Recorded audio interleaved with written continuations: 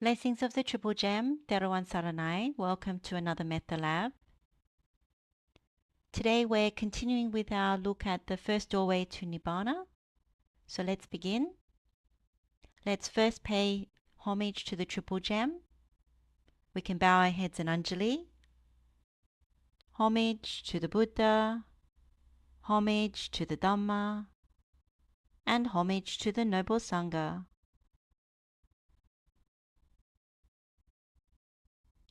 So we will continue with the first doorway to Nibbāna. We finished the Karaṇīyametta Sutta. So we've started to look at this painful practice with slow realization. So we'll deep dive into that in this session today. So let's begin with how to get the best out of this session. Again, listen to the Buddha's words fresh, and also take up the Buddha's mastery of instruction, that we need to give up certain unskilled states in order to develop the insight pathway. So that's what we're going to do today. Be okay with not understanding everything. It's a gradual practice, a gradual training, and we make gradual progress. So lean into whatever you are able to understand during this session, and also lean into being able to confirm what you already understand and are happy to know and to have penetrated as an insight. So be okay with what's possible during this session. We're all learners or seekers, so we lean on each other to make right effort, and we encourage each other to walk this path.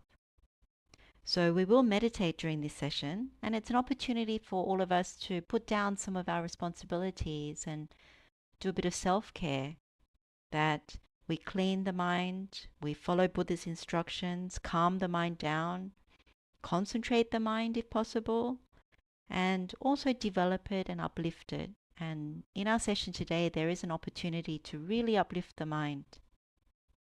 So as usual, take a check of your mind right now.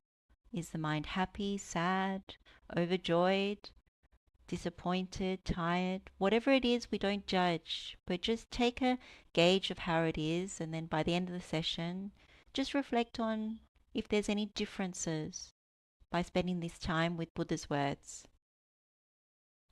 And in the meditation, use your own examples. Very, very important, because when we use our own examples, that's how we connect with the Dhamma. So when we connect with the Dhamma, we see Buddha. And when we see Buddha, we see the Dhamma. So often we always say, don't feel bad about the examples that we take. We're conditioned by the world. We're conditioned from early childhood. So a lot of the time, what we're trying to overcome is ignorance and craving. So when we meditate and take our own examples, that's what we're trying to do. And we're trying to overcome them in the meditation. And let's have good wishes for everyone who's joining today, and everyone who has helped us right up until this point.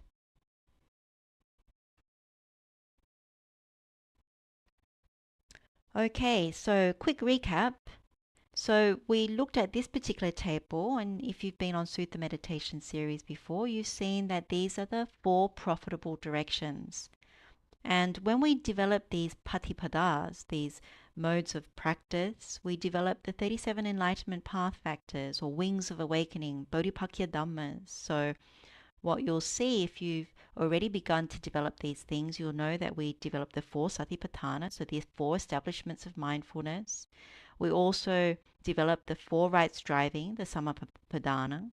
We also develop the Noble Eightfold Path through this process of these modes of practice. And we develop the 4 bases of spiritual power. And we develop the 7 enlightenment factors, the bojjhangas, and we sharpen our powers as well as our spiritual faculties, so our bala and also our indriya.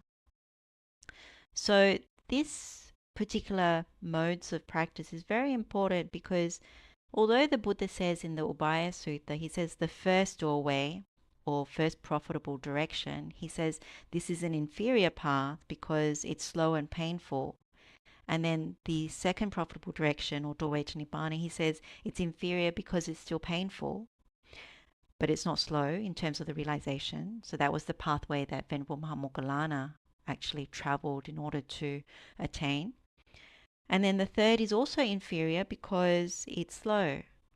but it's a pleasant practice. And then the fourth one is the superior mode of practice because it's pleasant as well as it's quick. But the honest truth about these things is that it's very important to understand all of it. They're linked and they're connected and they're the medicine for overcoming the four nutriments. So it's very good to be able to understand how to do each of them, because what happens is as you move from left to right in terms of these modes of practice, it culminates in this fourth profitable direction, this particular column. And I don't know whether I mentioned last week, but the first column is really about non-greed. So it's the medicine for overcoming the greed path in terms of the physical nutriment and going the wrong way through desire. And then in terms of the second profitable direction, this is the non-hate path. So it is the medicine for contact as nutriment and going the wrong way with hate. And then these two columns on the right, this is really non-delusion. And so we overcome mental volition as nutriment and consciousness as nutriment, and those ones go the wrong way due to fear in the case of this medicine here. And then also it overcomes going the wrong way with delusion. So very important when you look at that. And the other thing to say is that when we develop, say, for example, the first profitable direction, it is very useful in terms of other types of meditation that we're going to do. So it's very helpful towards developing the four bases of spiritual power. It's very helpful for developing the liberation of mind by loving kindness. It's very helpful towards metta with bojjhangas. It's very helpful in terms of understanding many, many different dhammas. And what we've seen is that when we don't understand the physical nutriment, it's a big problem for all of us. And that's for the entire spiritual path. So when we understand that, this particular profitable direction is very, very helpful. Now, in terms of slow realization, which is the first and third profitable directions, they're slow because our spiritual faculties are weak or they're blunt. And so what happens is the insight that comes from these meditations takes more effort. And the more that we practice any of these meditations, we start to sharpen our faculties. And so when people really take to the second profitable direction and the fourth, it's because their spiritual faculties are quite sharp and quite strong. And that's the way that we want to actually head towards in terms of any of the sutta meditations that we do. We want to actually sharpen our spiritual faculties, and we do so by following the Buddha's instructions. Now, all these pathways are linked. As I said before, they work together. And so it helps us to overcome these four nutriments and going the four wrong ways. So this first doorway to Nibbāna, this first profitable direction, it's important because it overcomes the greed path. And it starts from the very gross level in terms of objects of sensual pleasures to somewhat more subtle in terms of sensual defilements, and then even more subtle when we get to the higher levels of concentration. And so by developing these insight pathways, not just this one, but also the other pathways, we get to see how we overcome the four nutriment suffering. Because at the end of all of this, the reason why we are maintained by the nutriments and everything is that the result is always suffering. The result is always dukkha, and we don't really see that. So when we grasp the physical nutriment, it's usually because we grasp it through ignorance and craving. And what happens is it's like we become sick. And Buddha gives us this medicine, the meditation that we're learning today. He gives us this meditation in order to overcome that sickness. So it's like the antidote for the sickness of falling for physical nutriment, kapalinkara and ahara in Pali. So this is very much a non-greed pathway. Now, when it comes to our first step, and we touched on this briefly before we read this out. So it says, and what bhikkhus is practice that is painful with slow realization. Here a bhikkhu dwells, contemplating the unattractiveness of the body, perceiving the repulsiveness of food, perceiving non-delight in the entire world, contemplating impermanence in all conditioned phenomena, and he has the perception of death well established internally. So Buddha's asking us to contemplate and dwell in 5 things. And if you remember, I highlighted that we've looked at this in the Profitable Perception series. We've actually deep dive into each of these 5 actually. So if one has time and wants to establish a very strong foundation to overcome the physical nutriment and master this particular patipada, this particular mode of practice, then you can develop and dwell in each one of these. So you don't have to pick one. You can actually develop all of them, and it becomes a really, really strong foundation. But that's if you have time, if you have that inclination. Now, what happens is you establish the right view, and one sees the physical nutriment in all its different guises correctly. And the truth is, our mind doesn't want to actually do it. It doesn't want to do these types of contemplations. The mind will resist. It want to avoid it. It will make excuses, and it will literally block being able to do it. So that's something to bear in mind when we kick off this type of insight pathway, that it doesn't want to actually do these meditations. They're unpalatable. They're like, oh, if I could do a different kind of meditation. But the point of it is, if you really want to overcome the greed path, then one has to make a strong intention. Yes, I'm going to do it. I'm going to do it in line with the Buddha's instructions. And then you persist. You make that right effort. Now, what this really means is that we usually dwell with unprofitable perceptions. So we dwell wrongly instead of rightly. So what does this mean? It means the opposite of what the Buddha is asking us to do. We normally contemplate the attractiveness of the body, our body and other people's bodies, and other animals' bodies, any kind of bodies. We also perceive the unrepulsiveness of food, so more of taking delight in the food rather than seeing like the decaying nature of food. We also perceive delight in the world rather than non-delight. We go towards the world, not away from it. And we contemplate permanence in all conditioned phenomena. What we expect is tomorrow the same things will be there. The next moment the same things will be there. Whatever the physical nutriment is. So that's very strong in all of us.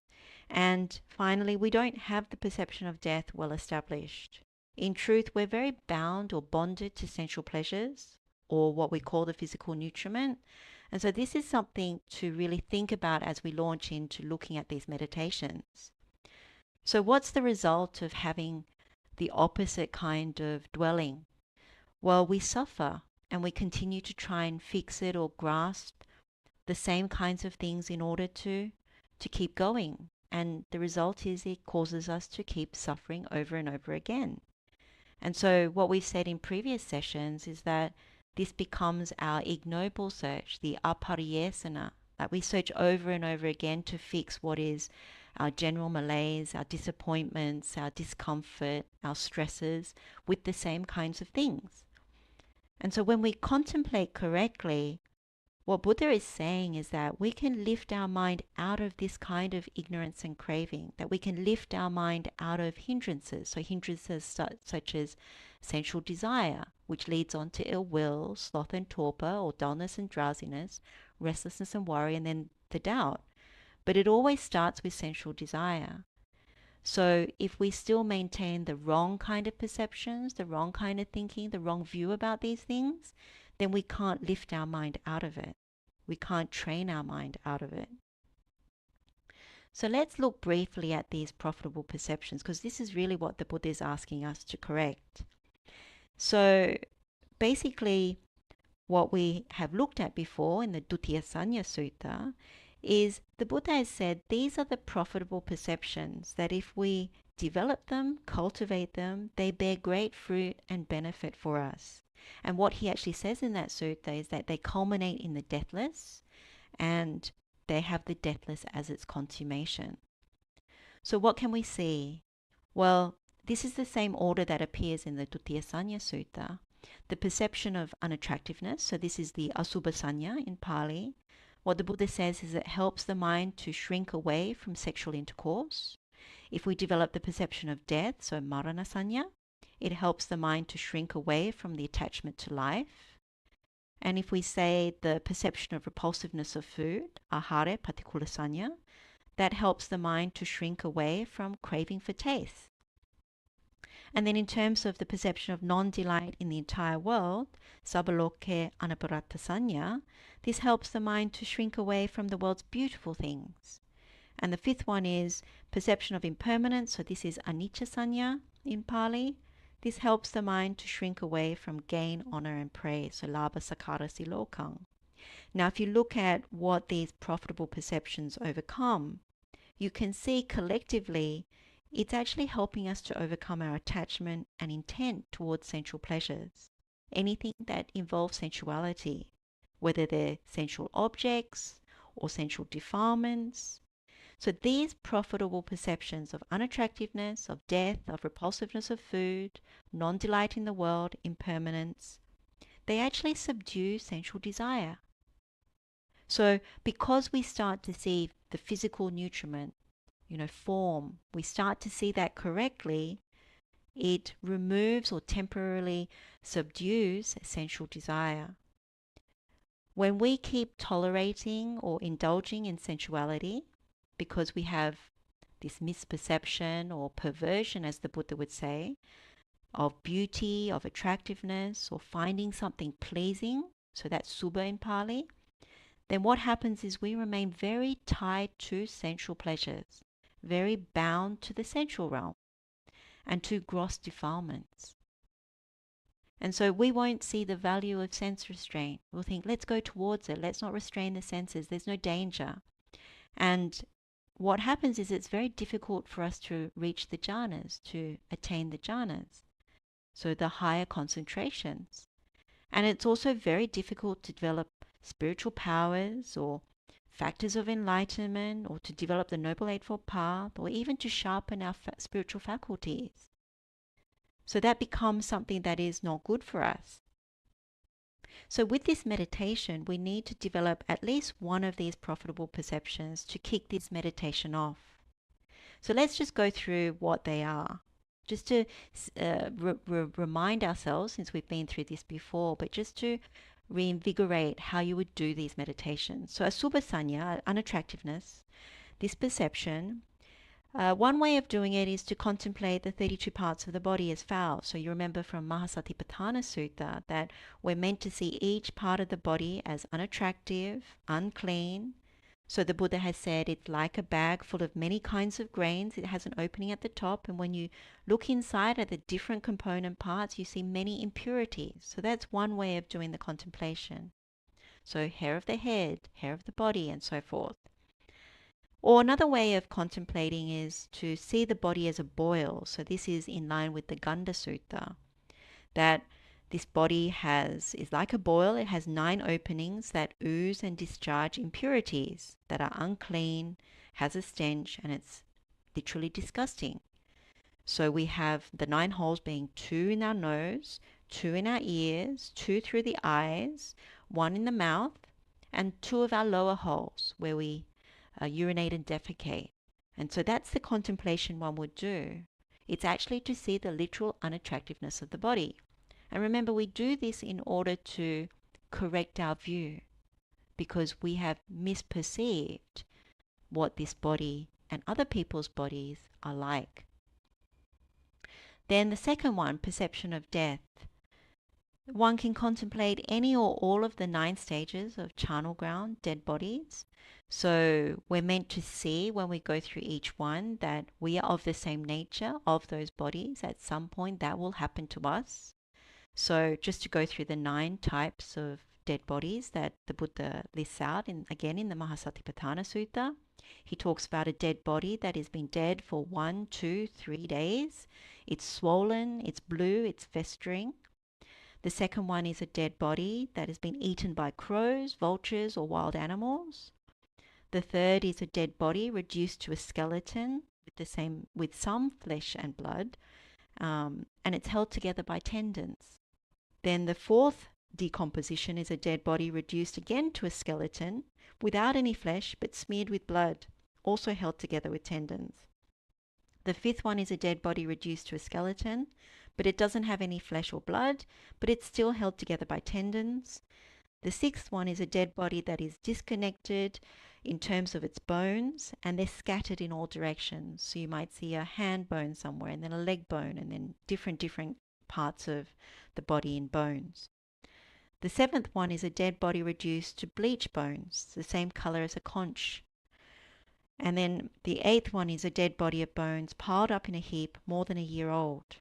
And then the ninth one is a dead body where the bones have rotted away to powder. So those are the different 9. Now you can go into one or all of them as a contemplation. And so the perception of death becomes very strong. And even with the first one, for example, even if you were just to contemplate the first one, it would be you picture someone you know that has passed away, and then you lie down beside that person and you contemplate, my body is of the same nature as that person that has passed away. Because often it's very difficult for us, as I said earlier, it's very difficult for us to go towards these perceptions, these profitable perceptions. Our mind wants to avoid it, block it, and sometimes you have to make a very, very strong intention in order to break through that, particularly with the perception of death.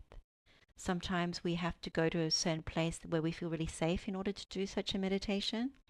But when you allow it, what happens is, and you persist, even when the mind says, oh, I need to go and make a drink, I don't want to do this meditation, or I need to go out, or someone's calling me, or something that comes to block the meditation, then what you do is you persist, and then you see what arises in the mind.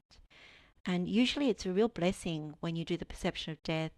There's certain things that arise in the mind around what actually happens to the body. It comes up in the meditation, and it's a truth that comes up in the meditation. It's very truthful. And then what happens is the mind starts to expand. So people often think when you contemplate on any of these profitable perceptions, the fear or the dread is that, oh, the mind's going to go into a bad sort of scenario. But what happens is if you do the meditation correctly, the mind lifts up and it goes very expanded. And so then you know you're doing it correctly, particularly if you follow the Buddha's instructions about what he says in terms of how to do the meditation, which is what I'm explaining here. So when the mind expands, you get to see, I'm now perceiving this correctly. And then when you look at that, you realize you're really of the same nature, because more often than not we doubt, or maybe it's not even doubt, because we reject it, we don't think death is coming. And so when you really persist with the meditation, you start to see, well, actually I am of the nature to die, and it's not just theoretical, it's something that one sees in meditation, and so it's a blessing. Now, when it comes to the perception of repulsiveness of food, so ahare patikula sanya, this really overcomes our craving for taste. And our craving for taste in all of us is very, very strong. We're highly conditioned from a very young age, and also by the world, by social media, and by all the things that we do in order to keep cultivating a very strong craving for taste. And one of the things to bear in mind is that it's very difficult to develop, say for example, the basis of spiritual power, iddhipadas, if one has a very strong propensity towards pleasure, particularly with the tongue, particularly at other levels as well. So when that's the case, if you work quite hard at overcoming the wrong perceptions, the unprofitable perceptions towards food as an example, then what really opens up is the ability to cultivate iddhipadas. And it becomes very, very apparent. Now, there's many ways to develop this one. So one could contemplate a plate of food left out to the elements for 1 day, for 3 days, a week or more. So you start to see the decay of the food. You also see all the insects and things come to feed on it. The other one is you could contemplate a garbage bin filled with food scraps, uneaten food, all the waste, and contemplate it that way. Another way is to look at undigested food. So we have spoken about this in the recording of Dukkha Patipada Dandabhinya, this first way to Nibbāna, painful practice with slow realization. One of the examples I used was undigested food, so food that we regurgitate or vomit. And so with these 3 examples that I've given as objects of meditation, you really think about, do I want to eat that, as in taste it with the tongue? Do I want to touch it with my hand? Do I want to smell this kind of food, or even undigested food? Do I want to even hear about it or talk about it? Do I want to look at it? And so if the five senses reject it, then the mind will reject it as well. And so that becomes very, very strong, because if you think about the opposite of it, it's always looking at social media and seeing how well the food is decorated, and or going to a place and smelling the food freshly cooked and things like that. But when you actually do the meditation and you correct that wrong perception, then it can be very strong and very helpful. So another way of also contemplating is when we are when we eat and we drink, and you literally know that this body is like a walking toilet. So when you contemplate it that way and you see what is expelled by the body as well, you see, well, this food, it goes through and then it comes out the other way, and we take it as appealing at the start, but it comes out the other way and it's not. So that's the true kind of view of it. In terms of, even if you take a plate of food and you think about hair in the food, you immediately also start to correct the view. And the other one I would also recommend is the Buddha has a simile in the Puttamansa Sutta, the sun's flesh simile. And that is another way of contemplating it as well. So really we use these examples or meditation objects in order to remove that unprofitable perception, the one that glorifies food, that looks at the decoration of food, that craves the taste and rejects the aging and decay of food. Then the fourth one we look at is the perception of non-delight in the entire world. So this is sabba loke anabhirata sanya. So one of the ways to contemplate this is to contemplate Buddha's words from the Girimananda Sutta. So I won't go into the whole explanation of it, but the Buddha says that we must refrain from engagement or clinging to mental standpoints. So this is the adhitanas, what we're standing on. So it could be our skill and various things like that, also in roles that we have. Then the adherences, so the abhinivesa. So if we're standing on skill, then we are very strongly bonded to our jobs. If we're standing on being the role of the parent, the mother, then we're standing on being not having any competitors in terms of how well our children do and how well they succeed. And then underlying tendencies, anussaya. So when we are attached to a certain feeling, then the underlying tendency is what is driving that. And that's all in regard to the world. So we can also contemplate in terms of this perception of non-delight in the entire world. Another one is to look at the Dhatu Vibhanga Sutta. So in that sutta, if you remember, the Buddha says one should not neglect wisdom, should preserve truth, should cultivate relinquishment, and should train for peace or calm. So Buddha is really getting us to turn towards the profitable side, which is the determination for wisdom, the paññadhitthana, the determination for truth, the saccadhitthana, the determination for relinquishment, so cāggadhitthana, and also the determination for peace or calm, upasammadhi-adhitthana. So those are two ways. And for more explanation, go into that particular session that we had on perception of non-delight in the entire world. And then the last one is anicca sanya, so the impermanence. And this is really where the Buddha's asking us. And again, it's reiterated in Girimananda Sutta, where the Buddha says to contemplate that form is impermanent, feeling is impermanent, perception is impermanent, volitional formations are also impermanent, consciousness is impermanent. And one of the suttas that is useful is the Penapindupama Sutta, the simile of the lump of foam. And if you remember, an easy way of doing this kind of contemplation is to use the different similes that the Buddha has used. So in that, he said that a lump of foam is the same as how you would contemplate form. A water bubble is the equivalent of feeling. A mirage is the equivalent of perception. And a banana tree trunk is the equivalent of volitional formations. And the magic trick or magic illusion is the similar thing as to consciousness. So why he gets us to contemplate those particular similes is because when we actually contemplate them in that way, we see that they are empty, we see that they are hollow, they're insubstantial, so void in nature, basically. And so that's how you cultivate the impermanent perception.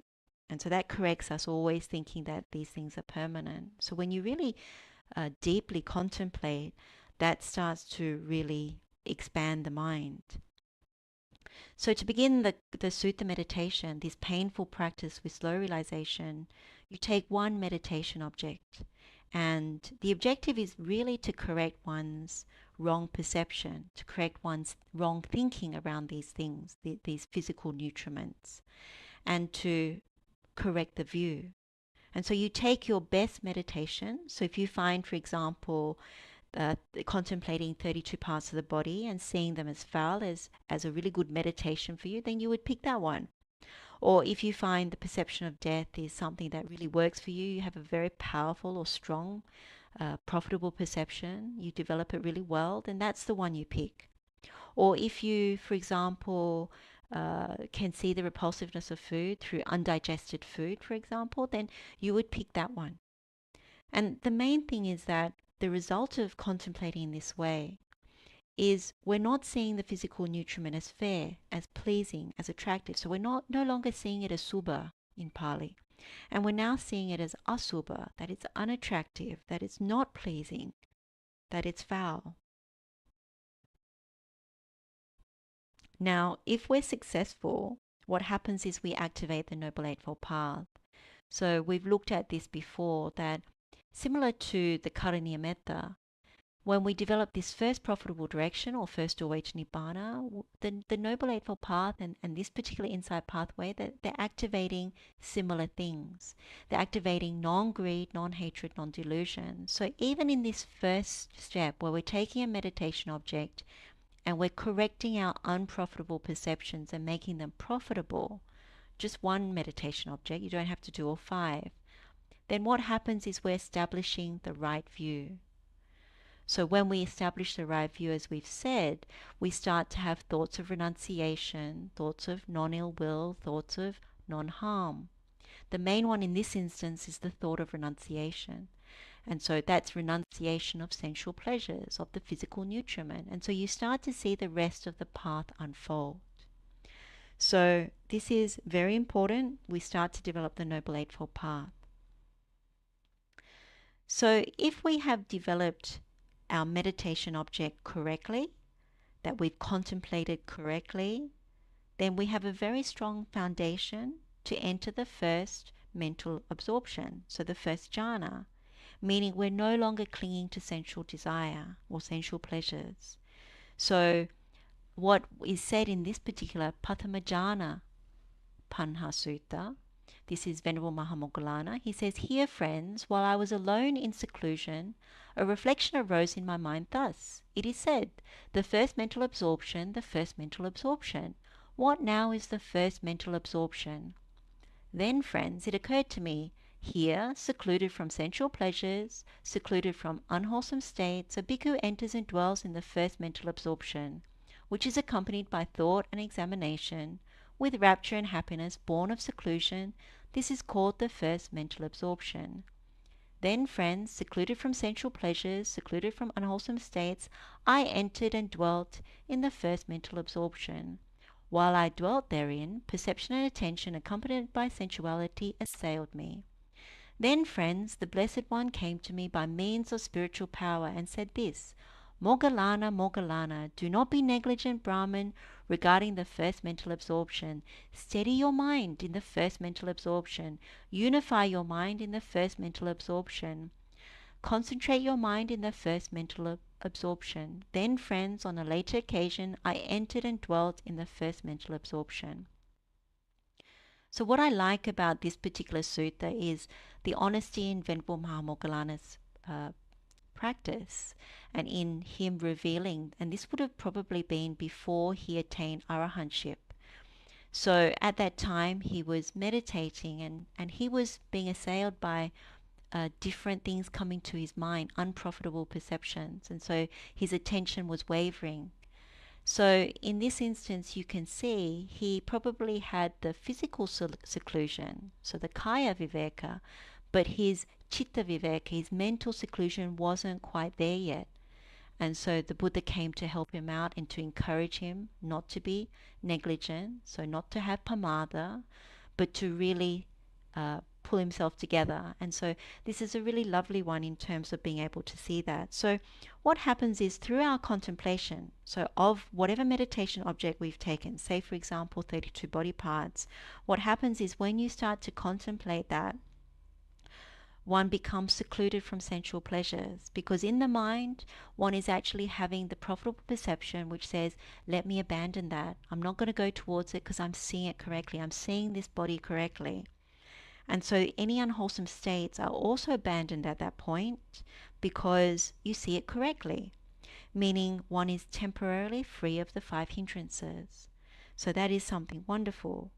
Now what happens is the first jhana is accompanied by thought and examination. So in Pali this is vitakka vichara.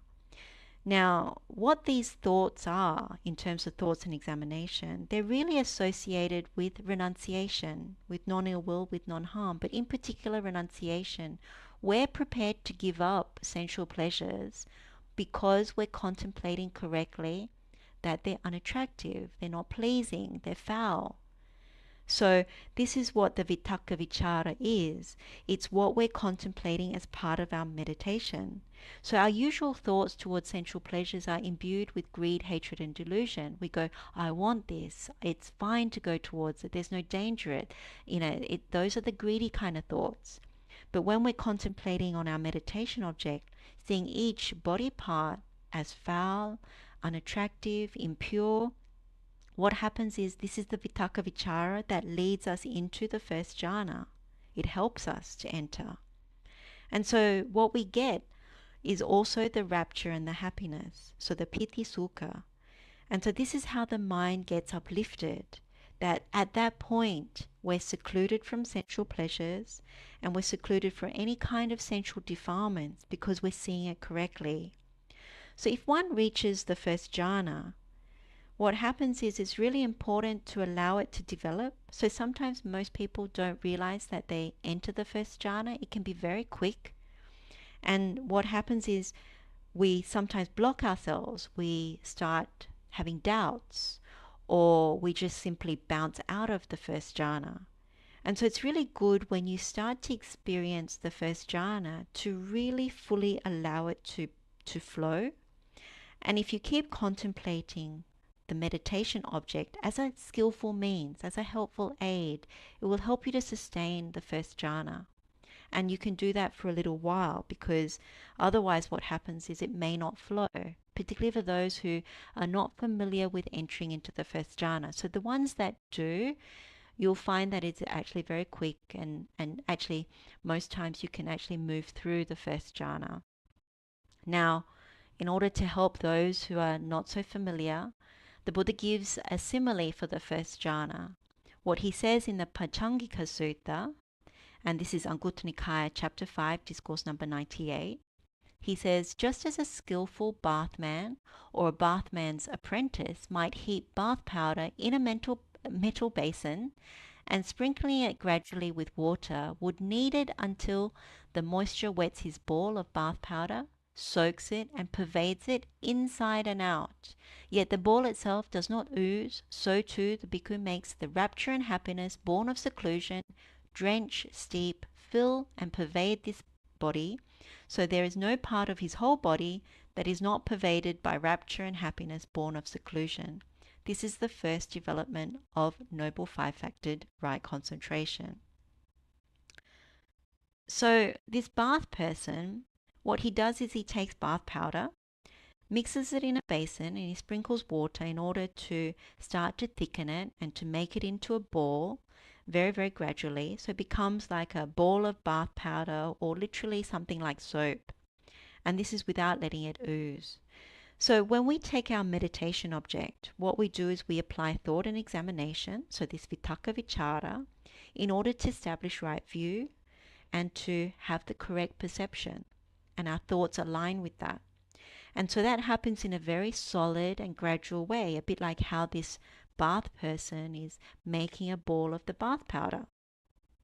So as this happens, we enter into the first jhana, and we don't let any of that ebb away. So we allow the first jhana to develop. So it happens very quickly. There's rapture and happiness. It's very obvious because it suffuses the whole body.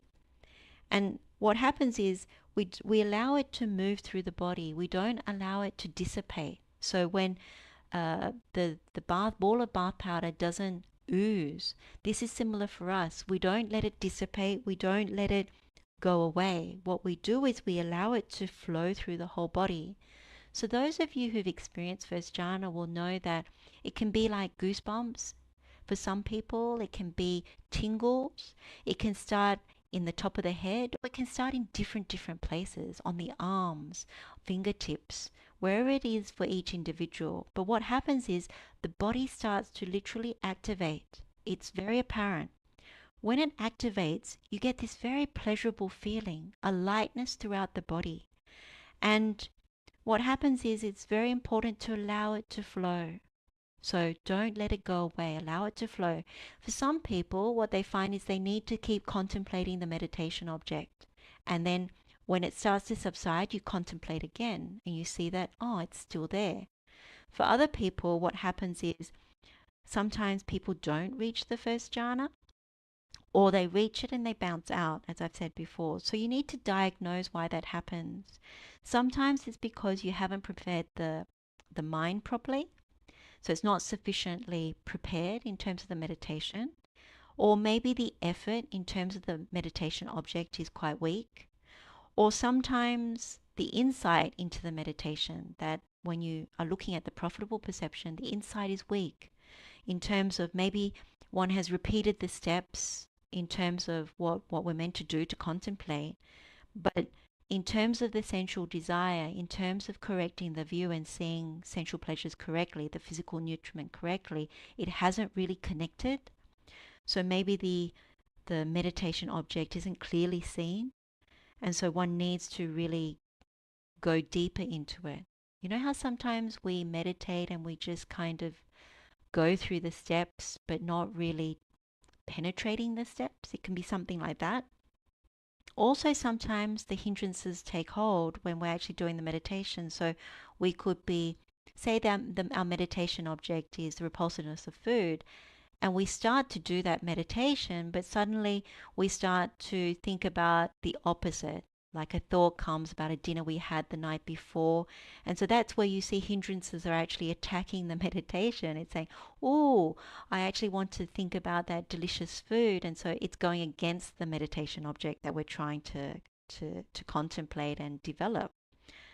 The other one is sometimes misconceptions about jhanas. So there's lots of myths about jhanas, and sometimes those are the ones which are blocking us, and we have to make them very apparent. We have to actually see whether there is something literally blocking us because we believe something in the wrong way. Or maybe we believe that we need to follow incorrect methods to attain the jhanas. My experience is that there are many techniques that are available in the world, but the best ones are always the ones where Buddha gives the instructions, because most of the time, if one applies to the Buddha's instructions, it's the easiest way to enter jhanas, because you're not even thinking that you will enter a jhana. It literally happens because you've contemplated correctly. When people use different techniques like keys or different types of through will, through quietness, through different things, it's possible to enter the jhanas, but there's a lack of wisdom or insight that is apparent, and also you can't build from that because you've used almost like I guess I could say a cheap shortcut to get there. Whereas I always think just basically from following Buddhist instructions, you're using a proper contemplation. And so when you enter the jhana, it's very strong and it's very true and truthful, I would say. And there can be other reasons as well why one doesn't reach the first jhana, or why one bounces out of the first jhana. But you need to diagnose it. Like I've said before, we need to become very skilled in our meditation, to own our meditation, and to trust in the process, and to see the fruit of that process, and then to get more confidence in it. So in any case, using the Buddha's simile, it's like we prepared the ball of bath powder. And so when we have the right consistency in our meditation with our meditation object, when we have the right texture, then what happens when we enter the first jhana? We get the happiness and the rapture. And so none of it falls apart. And that's the key, that if we haven't developed it properly, it's like the ball of bath powder, it just crumbles, it oozes, it falls apart. And so that's not what we want. If we've contemplated correctly, we enter the first jhana, there's pleasure and happiness, or rapture and happiness, and we can sustain that. Now, when we diagnose and everything, the best thing to do is to go back and go back to our meditation object. If it's the meditation object that you picked, go back to it, try it again, diagnose, try and follow the steps and see whether there's any difference. Or maybe sometimes what happens is you need to go back and maybe pick a different meditation object because maybe that one didn't work for you. And so it's really important to just make sure you do the first step really well, that the outcome that we want is to see the physical nutriment as asubha, as repulsive, as unattractive, rather than subha, which is the fair, the pleasing, the attractive. We want to remove that unprofitable one and really take the profitable perception correctly.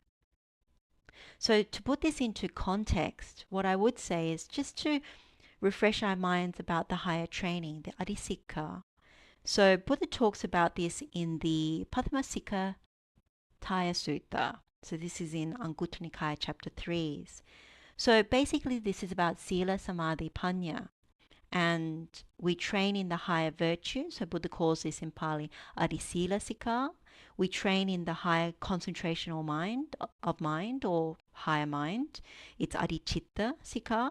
And we train in the higher wisdom, which is adhipanya sikkhā. So when we look at this first profitable direction, first doorway to Nibbāna, painful practice with slow realization, what we're really doing here is this second column, this training in the higher mind. This is part of the non-greed path. So we really need, as you can see here, the component parts that Buddha talks about. In order to train the higher mind, one needs to be secluded from sensual pleasures, secluded from unwholesome states. And one enters into the first, second, third, and fourth jhana. And as part of developing this insight pathway that we're looking at, this first profitable direction, we will do so.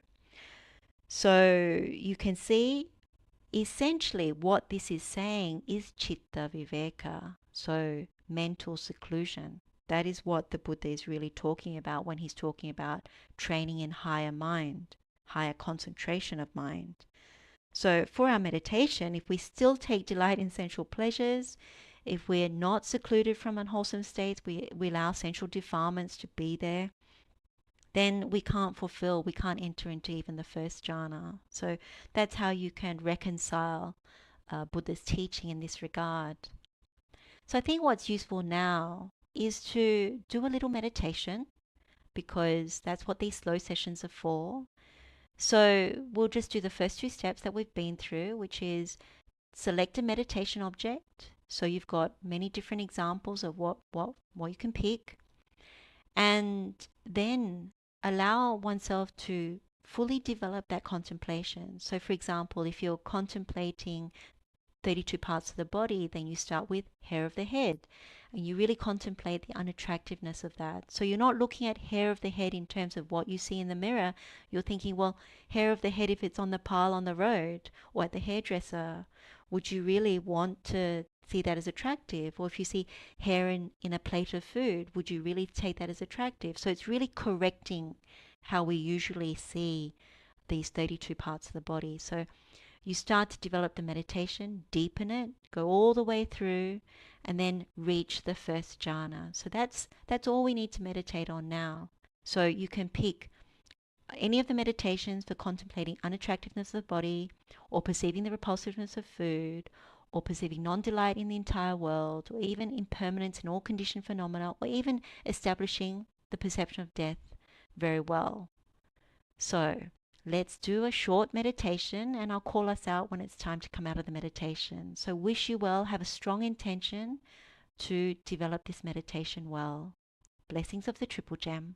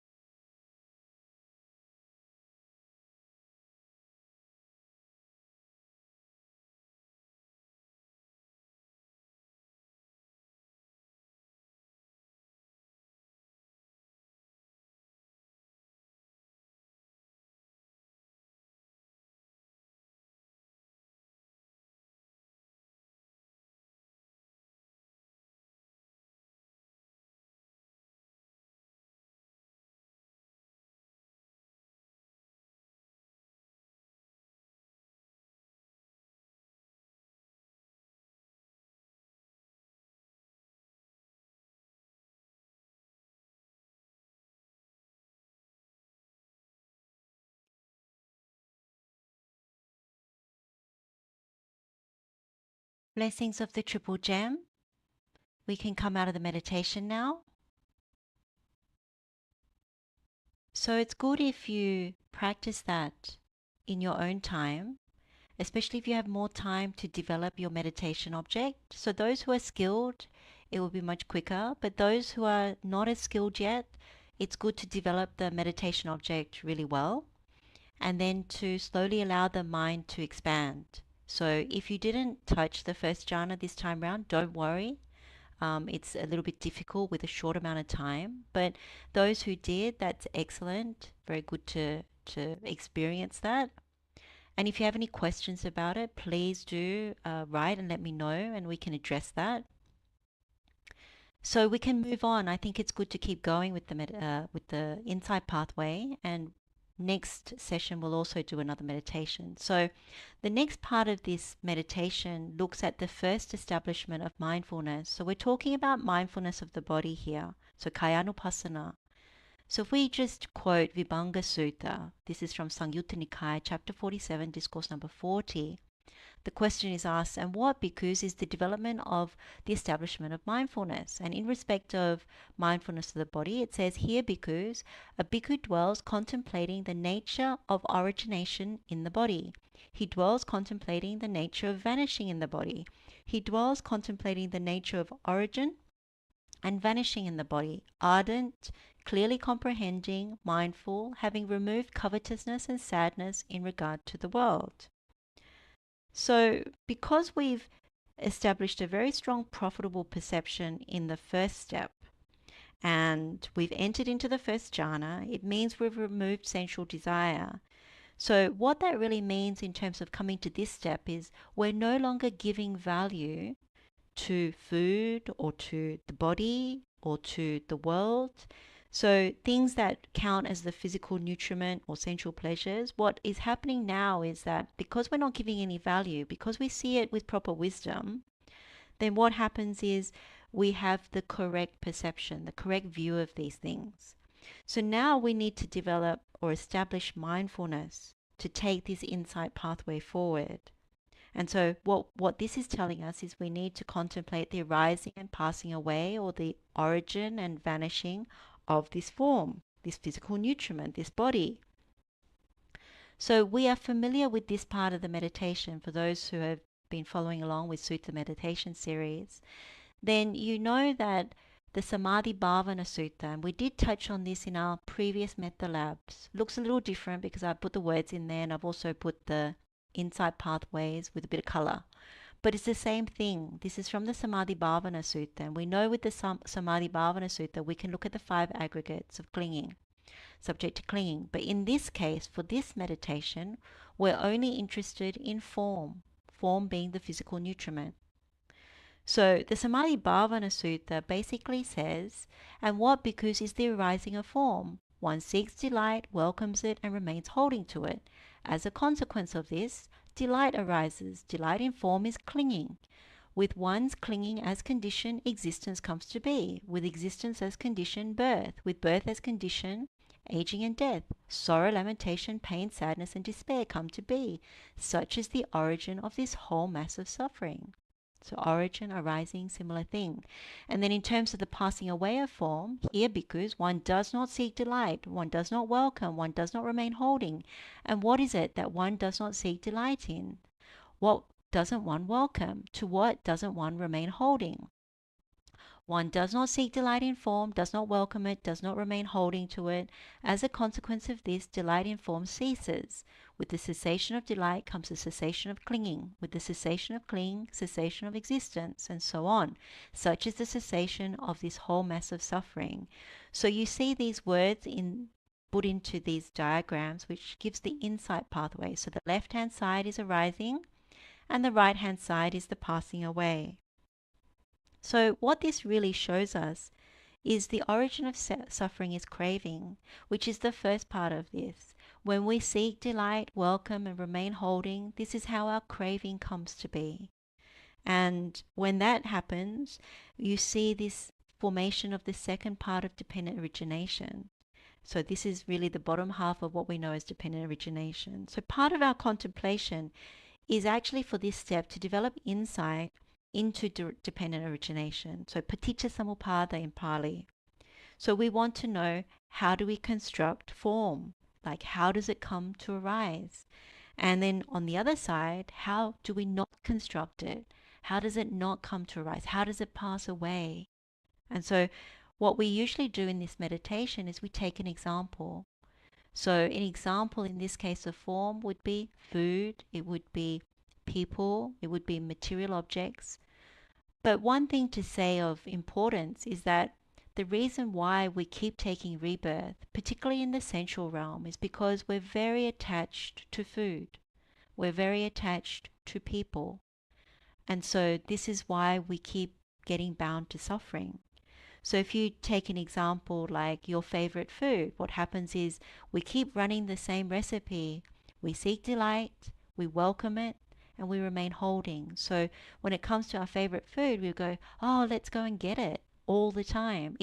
This is the mental side of it. It's not the literal thing, but it's the mental side where the craving takes hold of us. So when we welcome it, we keep talking about it. Oh, did you try this? We should go again. And so when we remain holding, we're saying, oh, we'll go again. We'll go next week. We'll go daily. And so that's what's happening in the mind. That's how tanha, craving, arises. So as the sutta says, delight arises as a result of that process. When delight arises, we're valuing it. When we're valuing it, we start to cling to it. So with the clinging as conditioned existence, and what we said before is we put money into the money box because we want a tongue. We want to taste it again. We can't just have a tongue. We need the whole body. And so at the point of death, with the breakup of the body, what happens is our volition says, let me take another birth in order to experience all of this again. And so if that's the case, there's aging and death, and then this whole mass of suffering. Now, in the meditation, you do the left-hand side first. You take the example, and the point of it is this seemingly innocent pleasure that we experience up here with craving. What it actually shows us when you meditate deeply on it, pause in your meditation to actually see this, that this seemingly innocent pleasure that we take, where does it end up? It ends up in aging and death, which is suffering. Birth is also suffering. And this whole other mass of suffering, sorrow, lamentation, pain, sadness, and despair. So what we thought was pleasurable, the result is suffering. So this is the point where one really needs to penetrate at least one of these links to actually see, I really want to break one of these links. I don't want to put money into the virtual money box for another tongue or another eye, another body, because I don't want to birth again, because I understand birth is suffering. Or if you understand that birth is suffering, you don't want to be subject to aging and death again. So you break this link. But whatever link you break, that's what comes up in the meditation. That's the most strongest insight that comes. That's why it's very important when you start with the left-hand column of the arising phenomena, or the origination of the body, the form, whether it's food, people, material object. The point is that you want to break the link. You want to see, this seemingly innocent pleasure is actually results in pain, suffering, sorrow, lamentation, all of it. And so that's what should arise in the meditation. So each person will be different how they break it, but the intention is to really, really see it. And so once you see it, you run the other column because you realize, so what happens when I don't run this process? And so what happens is you see, if I don't take delight, say it's food, I don't take delight in my favorite food, I'm not going to welcome it, I'm not going to remain holding to it. So this is the mental side of it. So craving, we're not allowing craving to arise. If there's no craving, there's no delight. If there's no delight, then there's no clinging. If there's no clinging, then there's no existence. No money being put into the money box. If there's no existence, then there's no birth. If there's no birth, there's no aging and death. If there's no aging and death, then we get the cessation of sorrow, lamentation, pain, sadness, and despair. So this is where the mind gets really happy. And the reason for this is because when it runs these pathways, what happens is if you see what is in this pathway, it's cessation, nirodha. So the mind touches Nibbāna through that cessation. It gets a glimpse of what that really means. And this is where, if you really, really see it, you see that the Four Noble Truths, they get activated because we start to understand suffering. We start to see, I want to give up this craving. So we want to give up. We're not seeking delight. We're not welcoming. We're not remaining holding. So you remember it as nabi nandati, nabi vadati, najosaya titari. So we realize, I want to give up this tanha, this craving. And we realize a little bit about cessation, nirodha. And what we're developing through this is the Noble Eightfold Path. So it's very powerful. The other thing I would say, just back on the mindfulness of the body, is that what I find really helpful is to pick examples that are very meaningful to you. So we can pick food, and if food is very meaningful to you, like you consider yourself a foodie or different things, then that may be really powerful for you. For other people, it may not be food. It may be a particular person, like our loved ones, or it may be ourselves, like in terms of how attached we are to our own bodies. But whatever that example is, you pick your most precious thing. So I find that this meditation works really well when you pick your most precious thing, because it's the one that ultimately we're hugely deluded by. And so I find that very piercing in the meditation, very penetrative, and the insight can be very, very strong. And I've seen that with certain people where they've asked, what do you think I should take? Like different Karaṇīyamettas, and I've sort of said, I think you should take this one if you're willing to try that. And so when they've taken it, the insight has been very, very strong. And it's also because their intention is, I really want to see this. I really want to break through this insight pathway. I want to see the truth. And so that would be my other advice for this one. So what happens as a result of that is we develop this arising and passing away phenomena of form, and we really see it. So the heavenly abiding, or the celestial abiding, this first abiding that is part of this pathway, gets fulfilled. So depending on the insight in the last step, it can be also very powerful. So a person can go all the way up to the fourth jhāna, where the mind just becomes really steady, really stable, really steadfast. There's nothing, it's like the seclusion from sensual pleasures, the seclusion from unwholesome states is so strong. Or certain people with noble attainment, so path and fruit, that is also very possible. There's an ease within which one can attain to fourth jhana very easily. But in any other case, you can actually just move through the jhanas. That's very possible when you're in the heavenly abiding. And it depends on your skill level as well. But if you remember, we spoke about this last session, about this Vinagga Pura Sutta, where the Brahmin had asked the Buddha about obtaining and using high and luxurious bedding.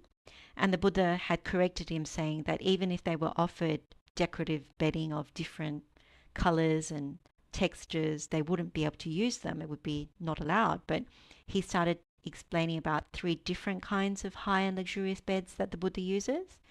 And so the first one is about the heavenly or celestial beds, which is the Dibba Vihara, which is the one that we're interested here. The second one that was spoken about was the Brahma Vihara, so the divine abode. The third was the noble abode, which is the Arya Vihara. And in another sutta, the Buddha talks about the fourth one, and that one's the Anenja Vihara, so the imperturbable. And on the next Uposatha, Poson Poya, next week, we'll be looking at the imperturbable, the Anenja Sapaya Sutta. So in this pathway, we are reaching the heavenly abode. So we have access to the 4 jhanas as an abiding. And it's really because we have a better understanding about the physical nutriment, about form, and because we've started to see the bottom half of dependent origination. And that's the easiest one to see.